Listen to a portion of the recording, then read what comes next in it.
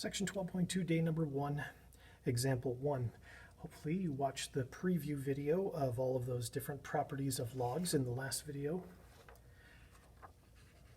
Here are, again, the properties of logs that are listed on page 746 in our textbook, and I will be uploading that as a document, as a PDF underneath the videos, so you can reference that, or you can take a look at page 746 in your book.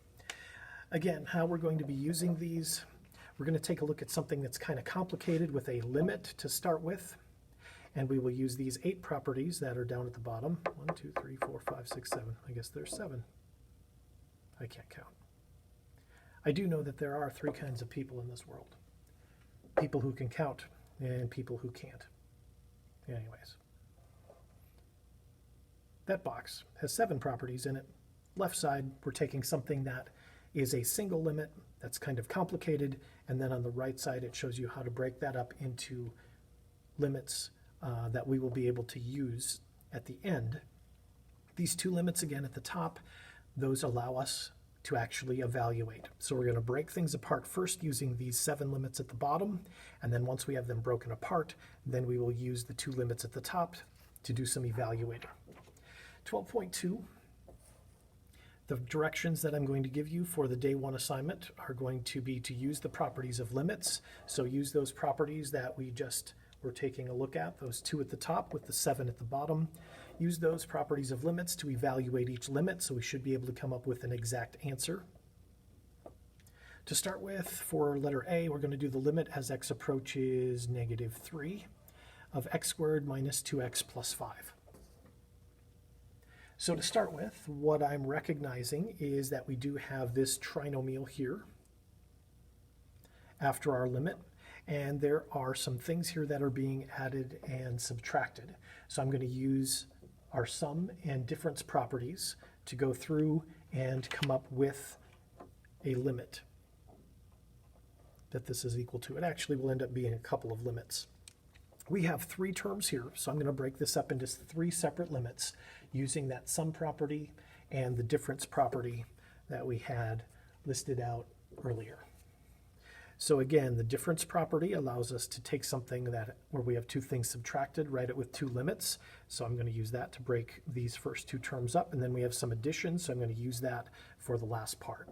So we're going to write this with 3 separate limits because we have 3 separate terms here using the sum and difference properties.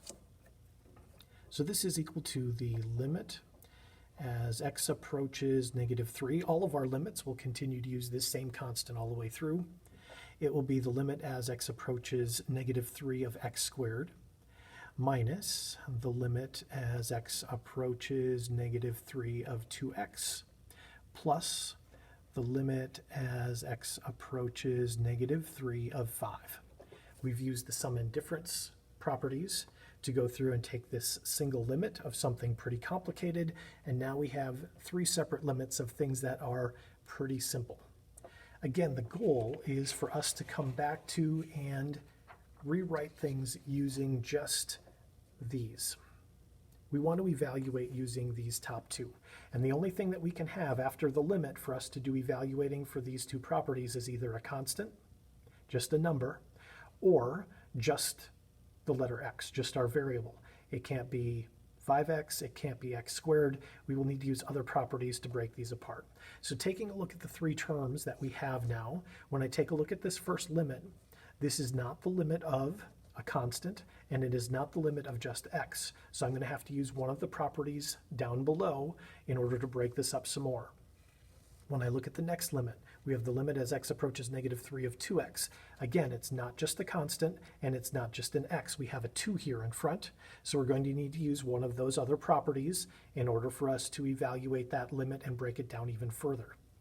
This last one is okay, though. We have the limit as x approaches -3 of 5. That is this limit right here. We have the limit as x approaches a number of just a constant term, just the number 5. So this last limit is okay. I can evaluate this one, but these 2 I'm going to have to use some other properties in order for us to do our evaluating.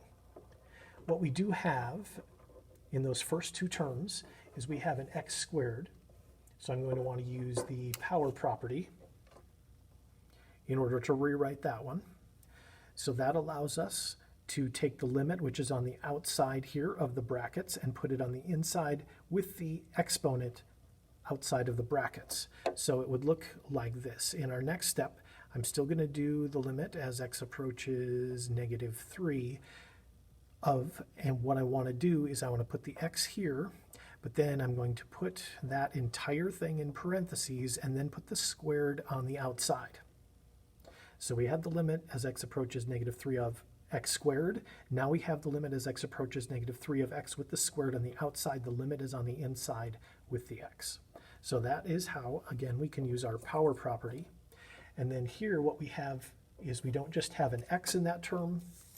What we have is we have 2 times x. That is a scalar. It's a number times x. So I'm going to use the scalar multiple property in order to rewrite this second term. The second term is subtraction, and then the limit as x approaches -3 of, and we have our 2x here, and what happens is your constant comes in front of the limit. So I want to write this as a -2 times the limit as x approaches -3 of x. So the constant here, the scalar, is going to get pulled in front of the limit. We did say that this last limit was okay because it is the limit of just a constant.